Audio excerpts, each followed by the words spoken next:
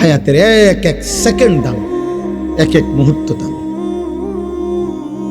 যেখানে দেখবেন অ্যাম্বুলেন্সের মধ্যে লেখা থাকে, অ্যাম্বুলেন্সের অনেক সময় লেখা থাকে যেখানে প্রতিটি মুহূর্ত মূল্যবান, অ্যাম্বুলেন্সের গায়ে লেখা থাকে। অর্থাৎ এখানে এই জন্য অগ্রাধিকার দেয় রাস্তায়, সরকারি আইন এটা। অ্যাম্বুলেন্সকে কি দিতে হবে? সাইড দিয়ে দিতে হবে। এখানে প্রতি মুহূর্ত মূল্যবান, এখানে রুগীর বাঁচা মরা। এই জন্য অ্যাম্বুলেন্সের হরনে রাস্তা করে দিতে হয়, দ্রুত সবাইকে সরে যেতে হবে। এখানে লেখা থাকে অনেক অ্যাম্বুলেন্সের পিছনে, যেখানে প্রতি মুহূর্ত মূল্যবান, প্রতি সেকেন্ড দামি। আমার ভাই, এই জন্য আমরা হায়াতকে কদর করা, জীবনকে কদর করা, সময়কে কদর করা, এটা বিবেকবান, সুস্থ, বুদ্ধিমান মানুষের পরিচয়। জীবনের কদর যার কাছে নাই, হায়াতের কদর করো।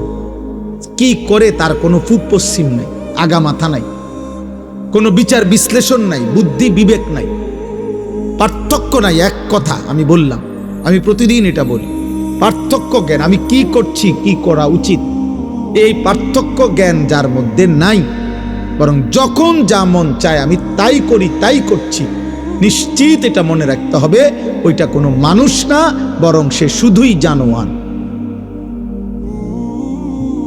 ওইটারে জানোয়ার বলে। হ্যাঁ, পার্থক্য জ্ঞান যার মধ্যে নাই, মানুষ বলে তাকে যার মধ্যে পার্থক্য জ্ঞান আছে।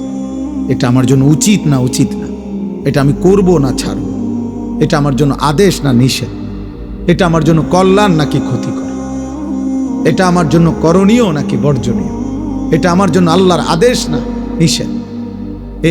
এই পার্থক্য জ্ঞান, এটা হচ্ছে মানুষ।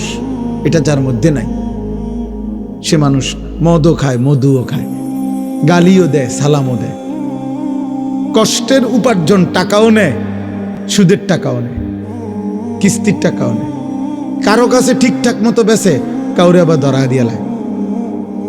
বুঝেন নাই কথাটা? কাউরে আবার 2 নম্বরই সিটারি করে লায়।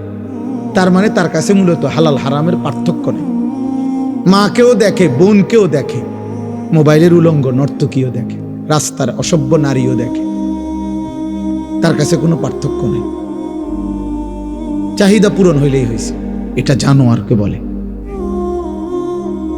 একে বলে জানোয়ার। এটা ইনসান না।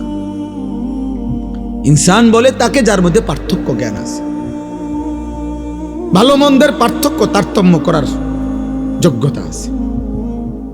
আল্লাহ তাআলা এর জন্য